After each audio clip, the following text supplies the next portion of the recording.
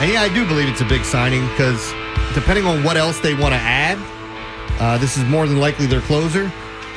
Ryan Helsley was with the Cardinals last year, then traded to the Mets, I believe. Mm-hmm. And if you've watched him, so he has one of the highest strikeout rates in all of baseball. He hits 99, close to triple digits on the gun. Definitely gets a lot of guys chasing. The swings and misses are there. Everything you want out of a closer. The one thing I would say is at times, could get a little wild. I guess anybody that throws that hard and has that type of movement. But I like it. I like the fact that they're bringing him in. The one thing is he throws a slider, a four-seamer, a curveball, and a cutter. He's got 4 pitches as a bullpen piece. Some guys, have 2 pitches that they focus in on, or at least that one pitch that's their go-to, the cutter, like a lot of guys have had. But other than that, I think getting this piece and getting him in the fold, the thing that people were bitching about, because you have groups of people that don't want to give Mike Elias any credit for anything, why'd you give him a player option?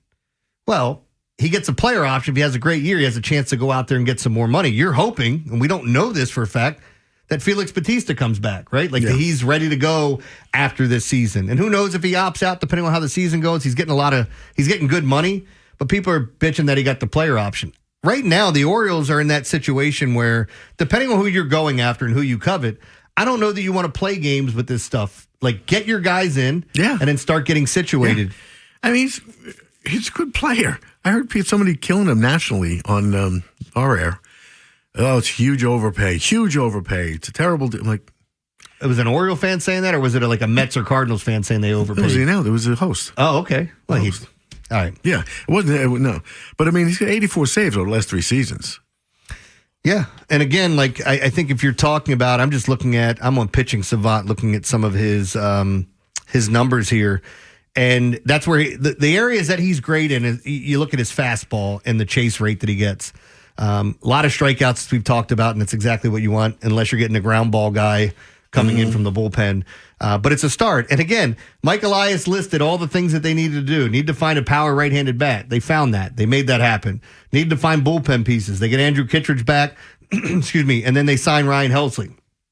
Need to get frontline starting pitching, which hasn't happened yet. And people are going, oh my God, Dylan Cease. What they paid Dylan Cease, you guys will be thankful you didn't pay him that in 3 years. Again, going back to this, but they're going to have to pay somebody. That's why I think Framber Valdez is the guy that comes here, that they end up overpaying to keep him. And I'm telling you, I still don't think they're done with the bats. They're in on Pete Alonso, and whether or not they're the wild card team to go after a Kyle Tucker.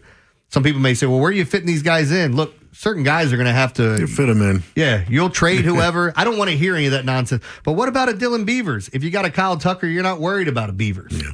Right? No. Anyway.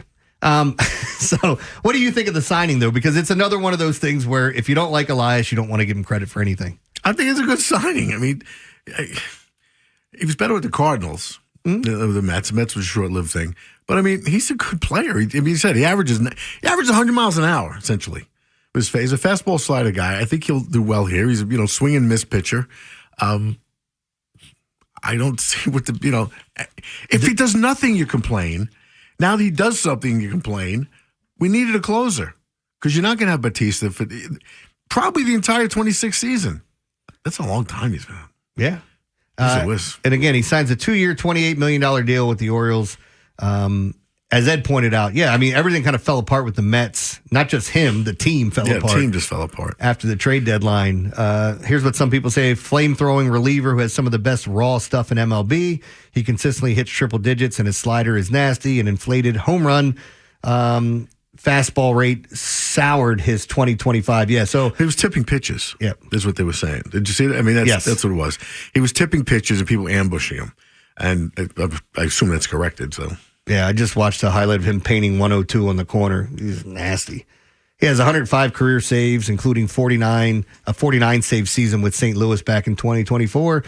So look, they're checking all the boxes, whether or not they're the players you want for said box. Maybe you didn't want Taylor Ward. Maybe you're still pissed off about the Grayson Rodriguez thing. I don't think they're trading Grayson unless they believe something's wrong or they didn't like something with him here.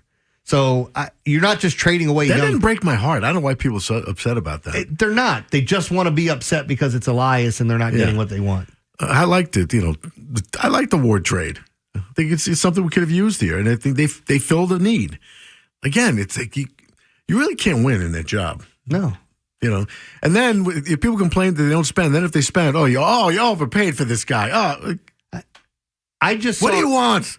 I just saw a Chiefs fan beating up Andy Reid, calling him a fat slob that doesn't know anything, and I'm going, haven't you guys gone to all these AFC Championship games and won Super Bowls, and then you finally have your one down year, and now he sucks too? Yeah. And again, it's a small portion of the fan base, but like you see this all the time where people say some of the most ridiculous things, and then they're never held accountable to it.